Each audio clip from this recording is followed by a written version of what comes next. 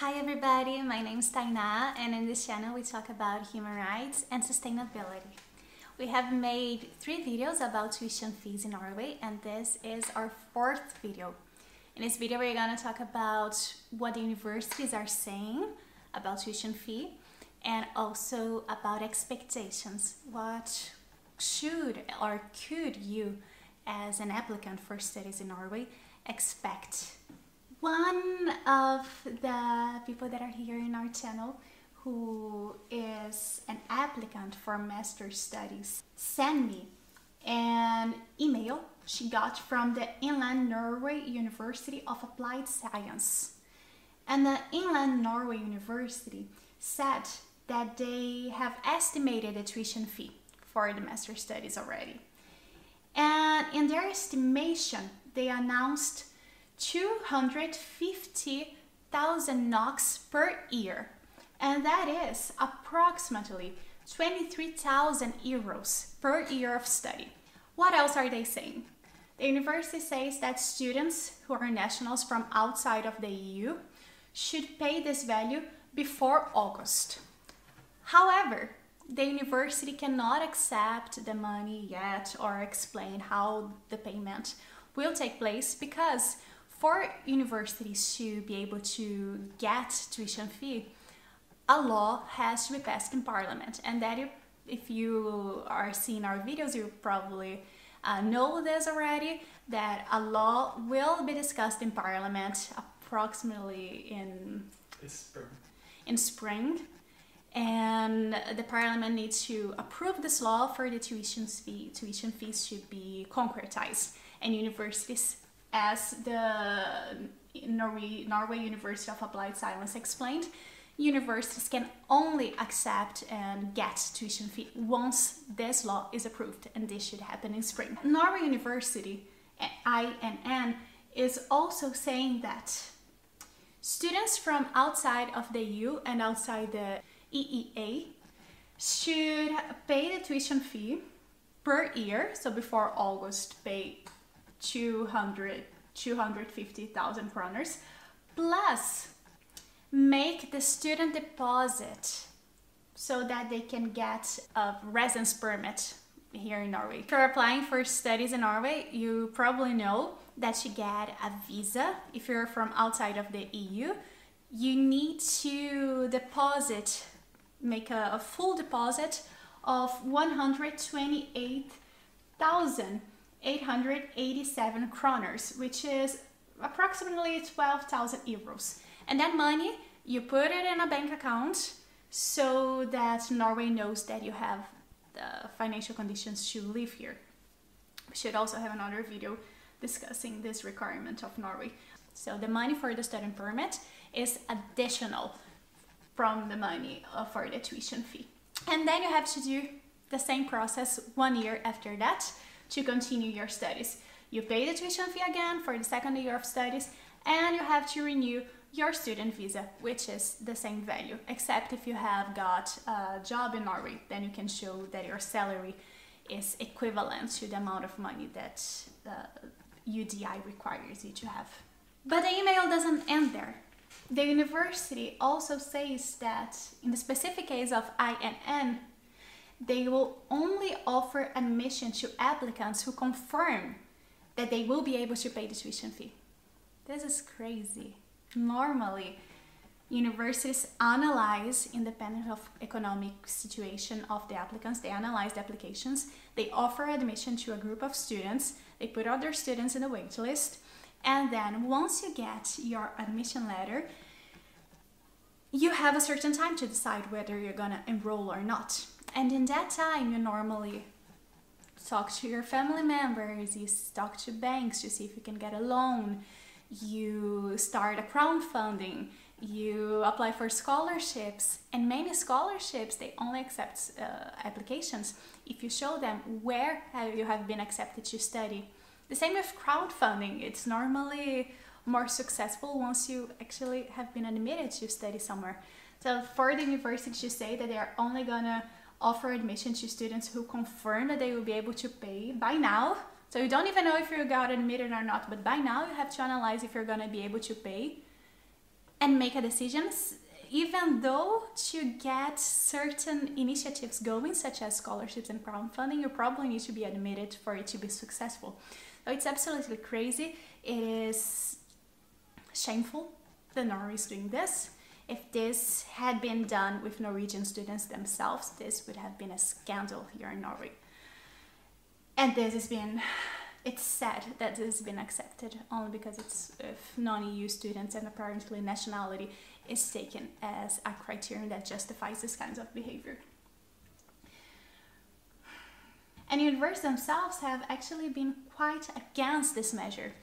There has been public consultations concerning this change in Norway. The public consultations were in the end of 2022, and you can go to the Norwegian Parliament's website and see the answers from the institutions that participated in the public consultation. The University of Oslo is one of the universities that took part in this procedure, and it manifested that it's very much against this change, that this change impacts international cooperation, it impacts international solidarity, among other principles. It's actually very interesting to see the response from the University of Oslo. If you're interested, I'm gonna put the link in the comments. It's in Norwegian, but with Google Translator, everything works out if you don't speak Norwegian. So, this is what the universities are saying. With this, I wanted to finalize the video talking a bit about expectations. You've applied to studies in Norway, so what can you expect? What can you do now? As I said in the other videos, a law is still going to be discussed in Parliament, and even if the law gets approved, when it comes to society and laws, they are constantly evolving, and they are many times responsive to the demands and needs of societies. So they are built also with political mobilization, with political manifestation, and our fight doesn't end here. Even if the law does get approved and the tuition fee, they start this year, this fight for free education transcends this specific moment, and it is not over. It's never over, actually, with law and society. It's a continuous construction. We're building it together. But that being said, this is about political mobilization, and I think it's very important that for people that are applying for studies in Norway and that have applied for studies in Norway, to separate two instances of life. One is political mobilization, and this is something that I hope that we carry out before the law gets voted in Parliament. Yes, send emails, cite petitions, let's start initiatives to increase public pressure so that this doesn't get concretized in Norway. I just got a comment from one of our videos on tuition fee with another idea for political mobilization, talking about political mobilization. So for those who have Twitter, how about starting a trend? Very good suggestion is to start a Twitter trend mentioning prominent people involved in parliament discussions, like political parties in Norway. So perhaps we could start a trend talking about the fight against tuition fee, mentioning people who are in the parliament so that they can come and see the trend, they can see the post. I don't have Twitter myself. Might be weird. I've heard that it's some people from academics think that's very weird that I don't have Twitter. So I cannot start this trend, but I think it's a fantastic idea. Do you have a Twitter? Then do you want to, perhaps you could start it and put down here in the comment section what's the trend, the link. You can see that I'm so far away from Twitter that I don't even know how to specifically say that it's shared here. That's the thing. Okay. The fight for free education is worth our time. It's worth the mobilization. But this is political mobilization. Another thing that is different is the strategic planning that students have to conduct when they are applying for a master's. We can mobilize and we can have hope, but we also have to be strategic. We have to know what are our options. And not only think in a very optimist way that our mobilization is gonna work out. Perhaps it works and that's amazing. Perhaps it doesn't, but maybe we can reverse it in the future, and perhaps it takes a long time to reverse this. But nonetheless, what are you planning to do with regards to your studies? So it's hard for me to give any suggestions, but something that I've done when I was an applicant for masters, when I applied for I'm gonna very soon finalize my PhD, so I have to apply for postdocs, etc.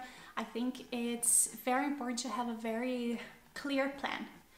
And in my plans, every time that I was applying for things or plan on how to react to a change of circumstances, I always like to have a schedule of my life almost.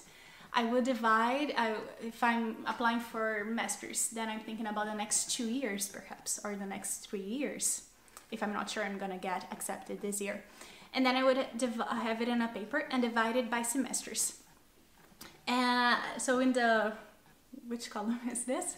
The upper row? In the upper row I would have the semesters, and in the columns I would have my options, and I would like to work at least with 3 options, option A, B, and C. So option A, the tuition fee do not get implemented this year or ever. Perfect. Then what do? You come to Norway? Amazing. Option B, the tuition fees do get implemented, but you want to study in Norway. So what do? Do you have a loan? Can you talk to your family? Do you have the money yourself? Do you know of any scholarship programs? But if you don't get the scholarship, do you have a backup plan? So that is option B. And option C, you actually don't envision the possibility of getting a loan. You don't have the money yourself, nor your family has it. And the university, at least the universities already announced that generally there is no scholarship plan. They do not offer financial support. The INN, Inland Norway University of Applied Science, was very clear on this, and I think this is the reality of most institutions as well, since they did not have sufficient time to come up with any plan on this regard. So if you don't have the possibility of paying for the tuition fee plus making the deposit to get the student permit, have you applied to other places? Can you still apply to other places? Perhaps you cannot. The application's deadline is closed. So is there anywhere that you would like to do an internship at, or a visiting program? Put it on this calendar. And it's not a calendar, it's like this plan sheet. Option A, no tuition fee. Option B, tuition fee, but I need to get a loan, or I can pay for it. Option C, I cannot pay for it. What do I do next? There are so many people that are on your side here in Norway, and we care.